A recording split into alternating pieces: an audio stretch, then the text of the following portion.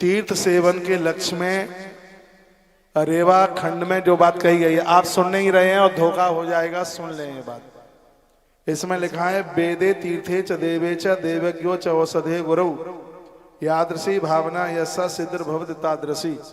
अब इसका अर्थ समझ लीजिएगा, जो भी कोई मां नर्मदा की परिक्रमा करे इतना काम जरूर करे और प्रत्येक दिन करे होम यज्ञ। तो रोज संभव नहीं है, मानसिक हवन करे। मानसिक हवन ऐसे आंख बंद करके बैठ जाइएगा और अपने इष्ट देवताओं का ध्यान करते हुए अपने गुरु मंत्र को उच्चारण करते हुए सिर्फ स्वाहा बोलते रहिए। इसको मानसिक हवन कहते हैं, इससे पूर्ति हो जाएगी। दूसरा है देव पूजन। ये बात समझ लें, मेरे सामने ये नर्मदा पुराण है और मैं इसी में से बोल रहा हूं। दूसरी बात कही गई है पूजन। पूजन सामान सब आपको दे दिया गया है। रोजाना नर्मदा मैया का दर्शन होगा, मंदिर भी मिलेंगे और सामान ना हो तो मानसिक पूजन कीजिए। उसके बाद में है परोपकार। परोपकार का मतलब है आपके आसपास में जो वयोवृद्ध हैं, चलने में असमर्थ हैं, तो अपना ध्यान कम रखें, उनका ध्यान ज्यादा रखें। परहित सरिस धर्म नहीं भाई, पर पीड़ा सम नहीं अगमाई। परोपकार में मैया अति प्रसन्न होती है। श्री गोविंद गुप्ता जी रिकॉर्ड कर लीजिएगा। और अगली बात कही गई है दान। भले ही 1 रुपए का दान करें, पर डे पूरा 21 दिन कीजिएगा। इसमें प्रत्येक दिन दान की बात कही गई। फिर है करुणा, लोगों के कष्ट को अपनी परेशानी समझिए। फिर अगली बात बताइए जीव पर दया, कहीं कीड़े मकोड़े ना मर जाएं, ध्यान रखिएगा। जीवों के ऊपर दया का भाव रखिए। और अगली बात बताइए निरअहंकारता। इस यात्रा को सेठ बन करके ना करें, सेवक बन करके करें, तो ही इस यात्रा का आनंद होगा। अभी मैं उधर कार्यालय में काउंटर में खड़ा था। कोई सज्जन बोल रहे थे महाराज जी आप एक एक कम्बल क्यों बोल रहे हैं, हम ही आपको 500 कम्बल 200 कम्बल 250 कम्बल दिए देते हैं। मैं थोड़ा दूसरे नेचर का आदमी हूँ भैया, हम तो 5 ट्रक मंगा लें कम्बल के। अभी की ही बात है, हमने कहा ये परमार्थ सबको प्राप्त हो, और 125 कम्बल हमने मंगाए हैं, 800 लोग हैं यहाँ, तो ये सबका नहीं लिया जाएगा, सिर्फ एक एक व्यक्ति का। किसी को यहाँ न लगे कि हम धनवान बन करके आए हैं, ये लगे कि हम सेवक बन करके आए हैं, तो ही इस यात्रा का फल होगा। इन सभी सद्गुणों के साथ में यदि यात्रा होती है तो यात्रा का फल बहुत ही ज्यादा है। अगली बात में कहा गया अहिंसा। जीवों के ऊपर आप ऐसा भाव रखें, कहीं मैंने कल किसी को देखा कोई डंडा कुत्ते में मार रहा था गोमुख में, ऐसा नहीं कीजिएगा बिल्कुल। वो बोल रहे थे कि ये किसी को काट जाएगा, मैंने कहा तुमने ठेकेदारी रखी, वहां के महात्मा बोल रहे थे कि यहाँ का पालतू है किसी को नहीं काटेगा, तो ऐसा बिल्कुल भी ना करें। सत्य। अगली बात बताइए अस्तेय। भले ही 1 किलो सोना किसी का डला हो, महात्मा मार्कंडेय युधिष्ठिर को कहते हैं यदि इस यात्रा में यदि किंचित मात्र भी चोरी कर ली गई तो पूरा जीवन खत्म हो जाएगा, कुछ नहीं बचेगा। ये मैं सब प्रमाणित बात बोल रहा हूं। अस्तेय, चोरी न करना। और अगली बात बताइए जिसमें कहा गया ब्रह्मचर्य धर्म का पालन करना हर प्रकार से। फिर कहा गया है सत्य भाषण, इस यात्रा में बिल्कुल झूठ न बोलें। अगली बात कही गई किसी की निंदा ना करें। और अगली बात बताई गई वेद अध्ययन। आपके पास सब किताबें हैं, आप 40 पढ़ करके चलिए, स्तोत्र पढ़ करके चलिएगा। और अगली बात बताई गई है हरि नाम स्मरणम, इसमें मानसिक जप करते रहिएगा। इसमें एक नाम स्पष्ट लिखा है, एक नाम 10-10 हजार के बराबर है। ये आपके पुण्य है, ये आपको सौभाग्य प्राप्त हुआ है। चलते फिरते भगवान का नाम लेते रहिए, यह वर्णन किया गया। फिर आप देखिए कि यह यात्रा आपकी कितनी प्रभावशाली हो जाएगी। मां नर्मदा परिक्रमा के महात्म्य में यह ग्रंथ है मेरे सामने, यह अध्याय, और मैं इसी में से मैं आपको बोल रहा हूँ। मैं बिना प्रमाण को कोई बात करता नहीं।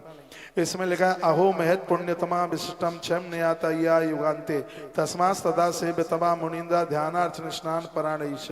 युधिष्ठिर कहते हैं कि हे गुरुजी, हमारे जीवन को आपने सार्थक कर दिया। आप हमें मां नर्मदा की महिमा आप सुना रहे हैं। आप हमें ये बताइएगा कि ये परिक्रमा कब तक कितने समय के लिए, इसके बारे में भी आप हमें बता दें।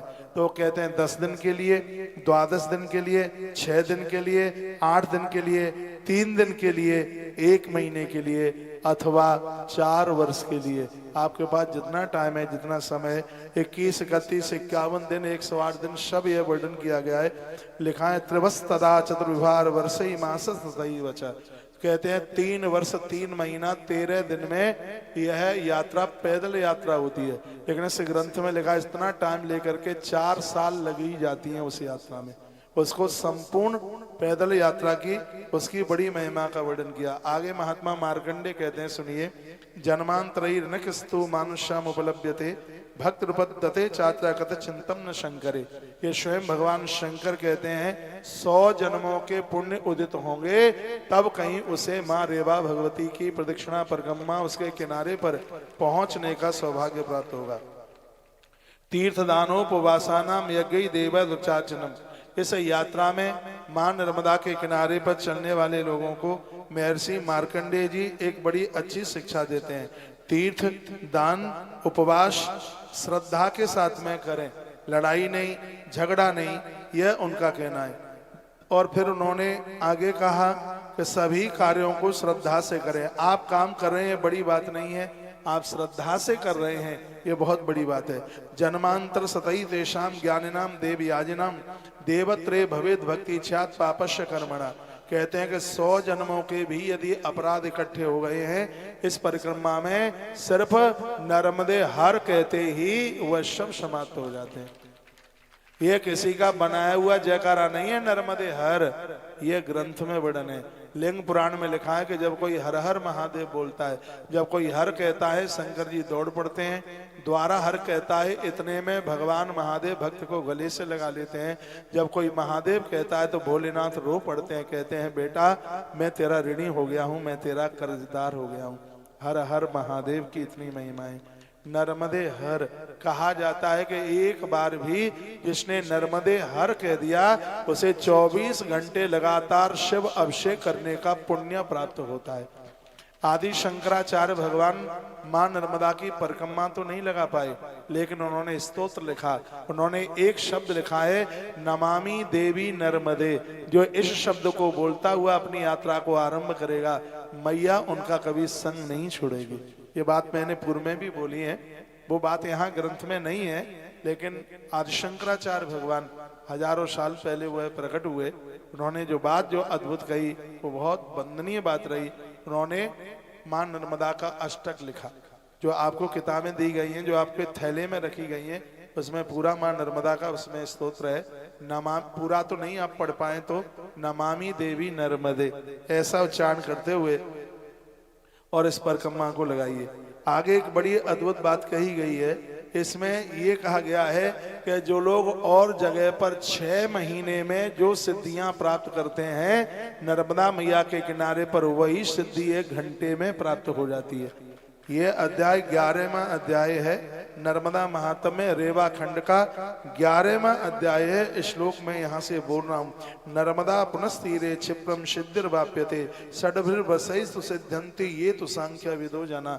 और जगह पर 6 महीने में पूजा करने से जितना पुण्य प्राप्त होता है, यहाँ पर मैं तो 1 घंटा बोल गया, इसमें 1 क्षण का वर्णन किया गया है। माँ नर्मदा के किनारे पर 1 क्षण में उतना पुण्य प्राप्त हो जाता है, जहाँ और जगह 6 महीने में प्राप्त हो। इस नर्मदा मैया के किनारे पर 1 क्षण में उतने पुण्य की प्राप्ति हो जाती है।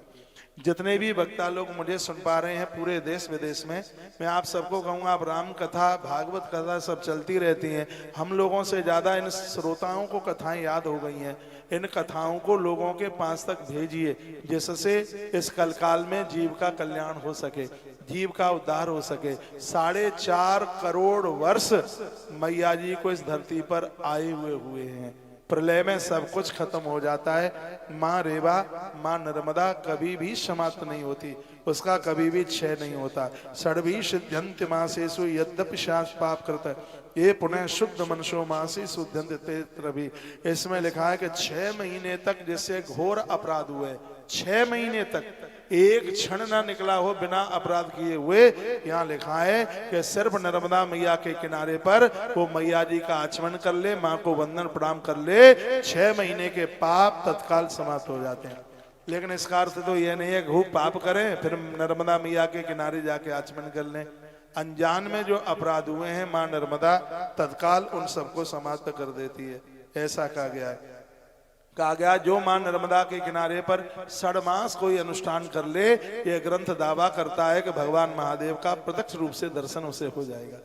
इसमें लिखा है, इस ग्रंथ में वर्णन किया गया है, मां नर्मदा के किनारे पर 6 महीने तक कोई शिवलिंग पूजन कर ले, भगवान महादेव का षोडशोपचार से पूजन कर ले, रुद्र संहिता के मंत्रों के द्वारा रोगों से उसका जीवन रहित हो जाएगा, परम गति मिलेगी। 6 महीने में भगवान महादेव प्रत्यक्ष रूप से दर्शन दे देंगे, ऐसा श्री मार्कंडेय जी धर्मराज युधिष्ठिर को बता रहे हैं।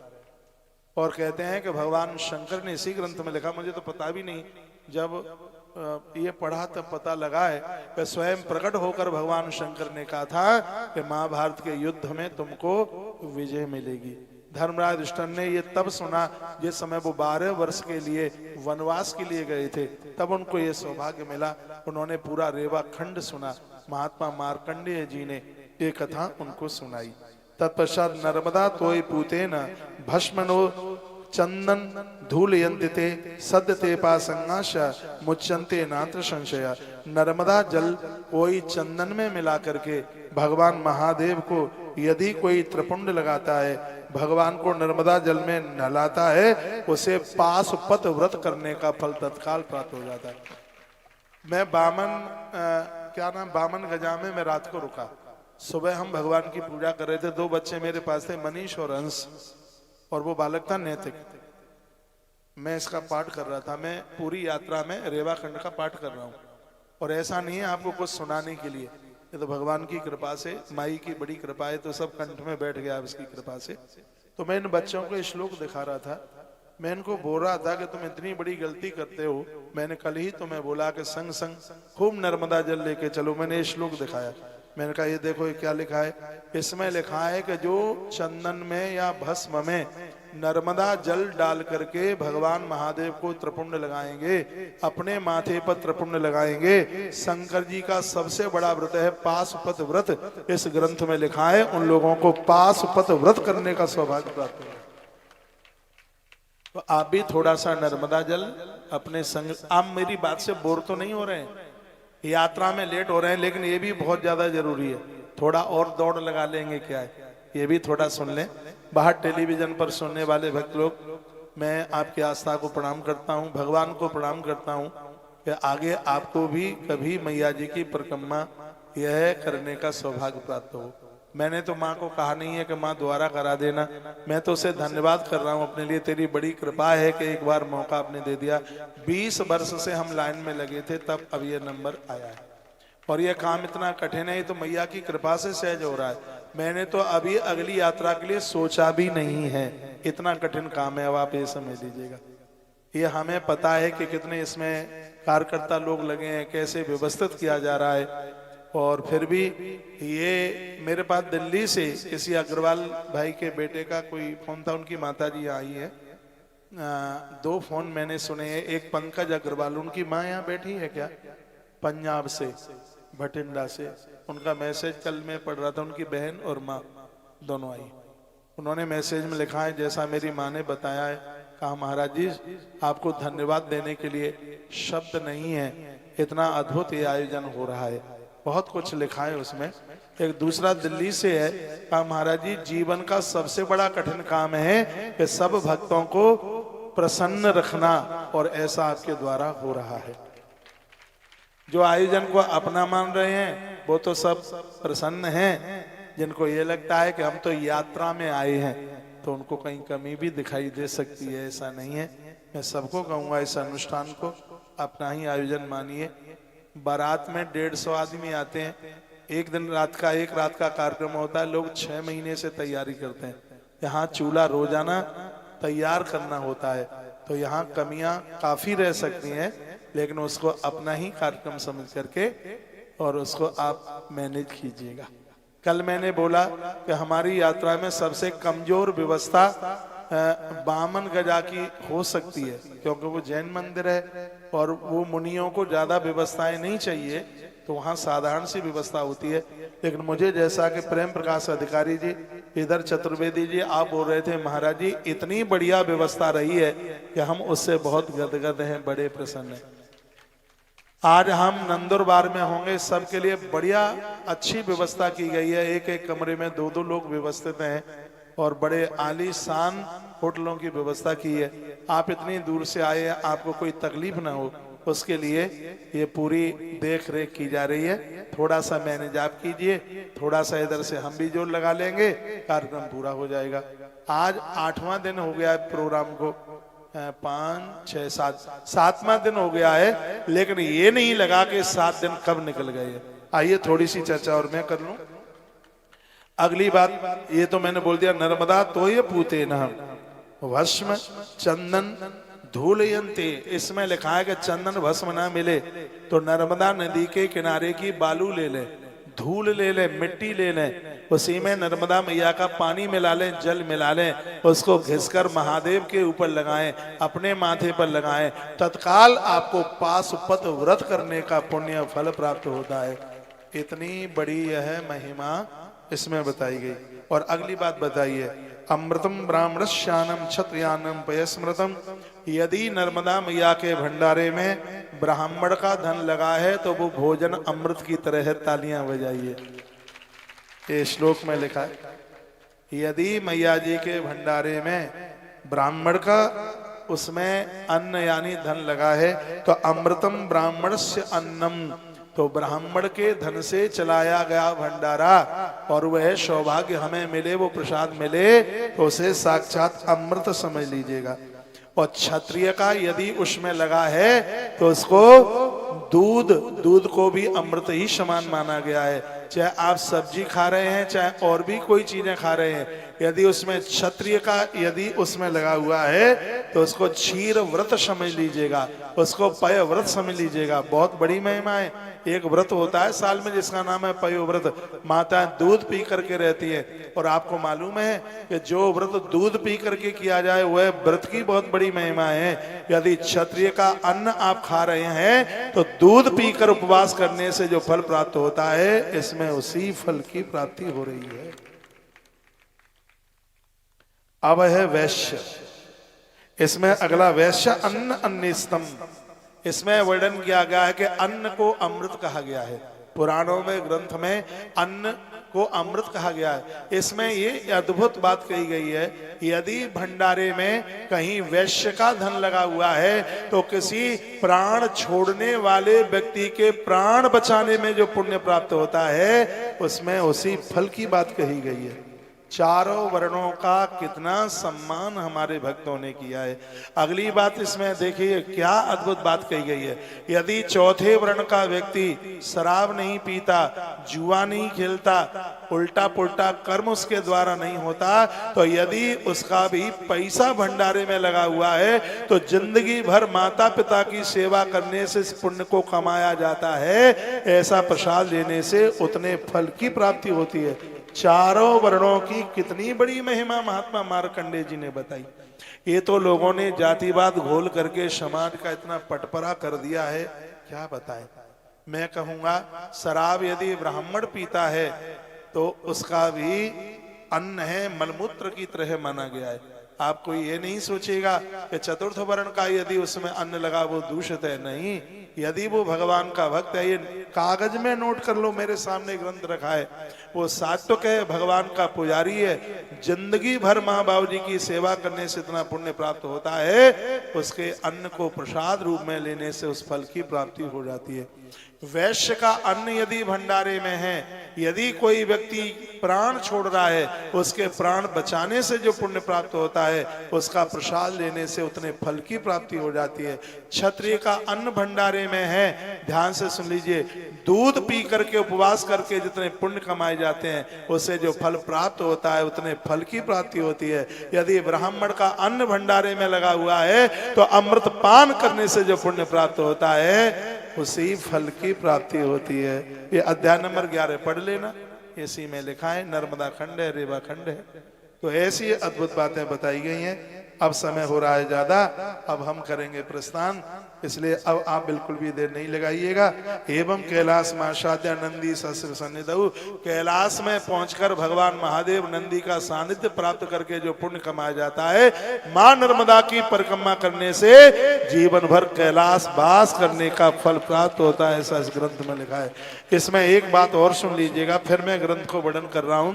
जिंदगी की सबसे बड़ी यात्रा है संपूर्ण धरती की यात्रा, उससे बड़ी कोई यात्रा नहीं है। श्री जामवंत जी महाराज ने 7 परिक्रमा पूरी धरती की लगाई, जामवंत जी ने इस धरती पर। इस ग्रंथ में लिखा है धरती माता की परिक्रमा के बाद फिर इस ब्रह्मांड की सबसे बड़ी परिक्रमा है वो मां नर्मदा मैया की परिक्रमा है।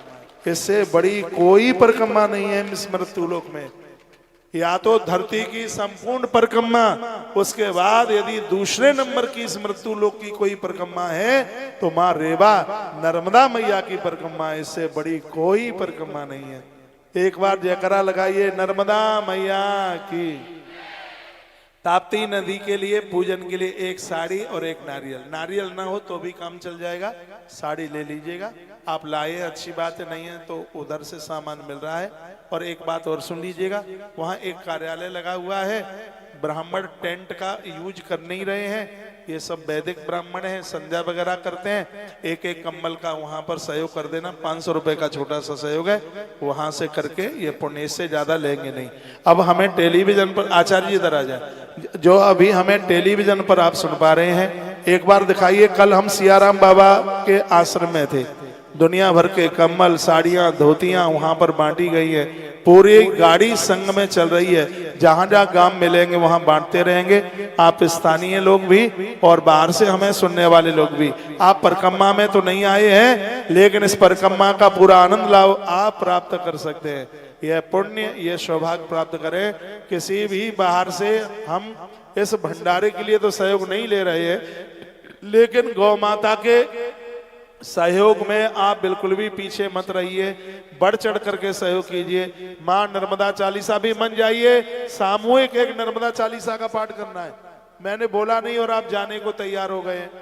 एक बार आप बैठ जाइए, 2 मिनट लगेंगे। मुझे भी एक किताब दे दीजिए, नर्मदा चालीसा की किताब। लखन भैया इधर आइए, ये हमारा लखन भाई है।